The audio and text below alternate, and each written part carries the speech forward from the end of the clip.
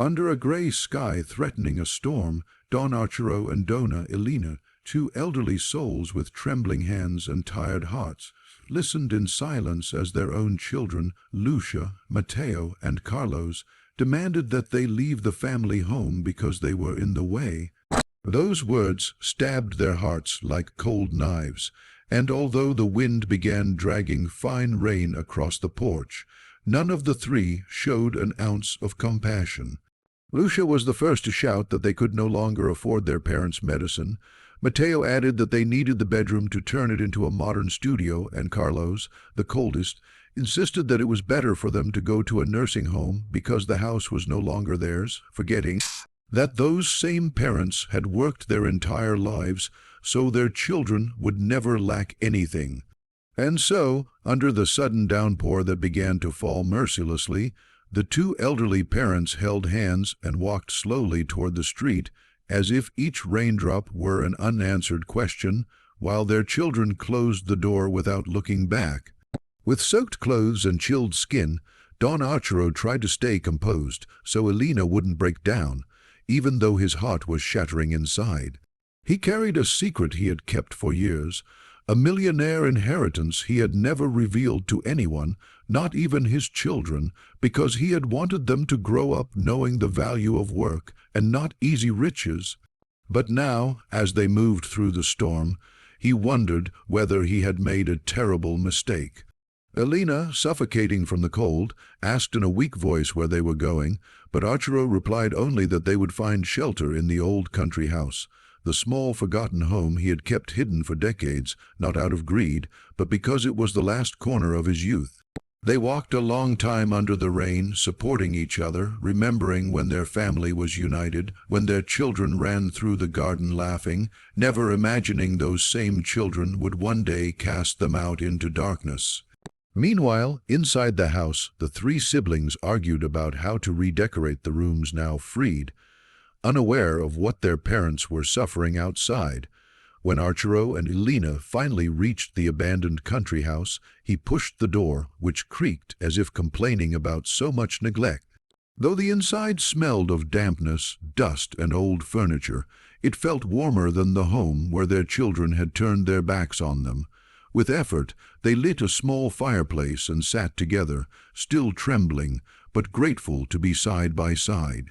That night, Arturo opened an old wooden chest he had once buried to protect documents of the inheritance he had received from his grandfather. Land, stocks, frozen accounts, and an enormous property no one in the family knew about. When Elena saw the papers, she put a hand to her chest, unable to understand why he had hidden all that for so many years. Arturo explained that he had wanted to see what kind of people their children would become without the shadow of wealth, but he had never imagined pride, greed, and ingratitude would consume them completely. In the days that followed, the elderly couple cleaned the country house, returned to the earth, breathed fresh air, and slowly regained their strength. They soothed their sadness with long walks, baking bread in a wood-fired oven, remembering the simple and happy years when their family was humble and united.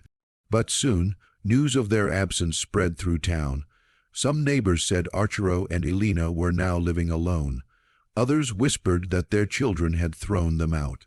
Rumors eventually reached a local lawyer who had been trying for years to locate Arturo to deliver updated documents regarding his inheritance.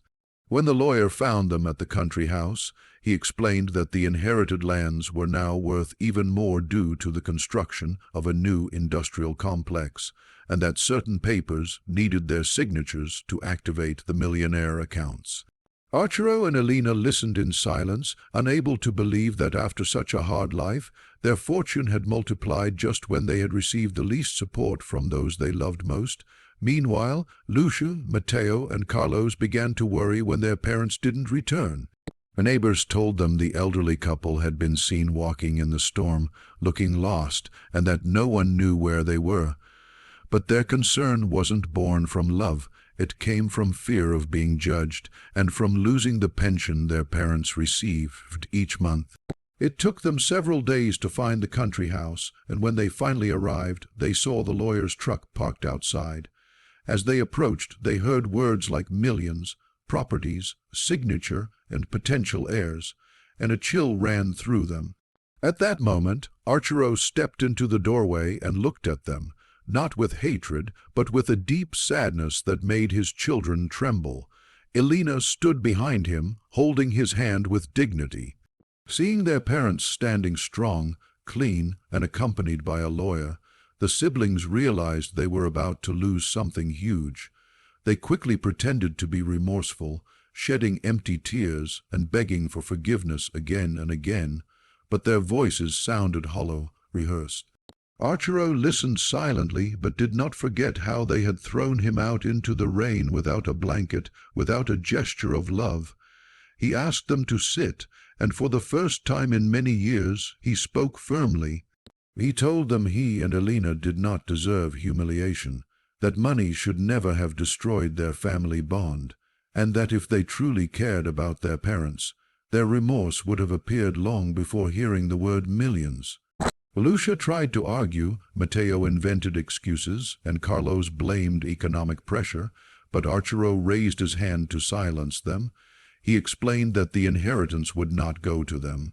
He would donate the money to a home for elderly people without family and to educational projects for poor children, because those children valued a book more than his own children had valued the love of their parents. Elena, although tearful, supported the decision. They could no longer entrust their future to those who had abandoned them so mercilessly. Upon hearing the decision, the children shifted from begging to rage, yelling that it was unfair.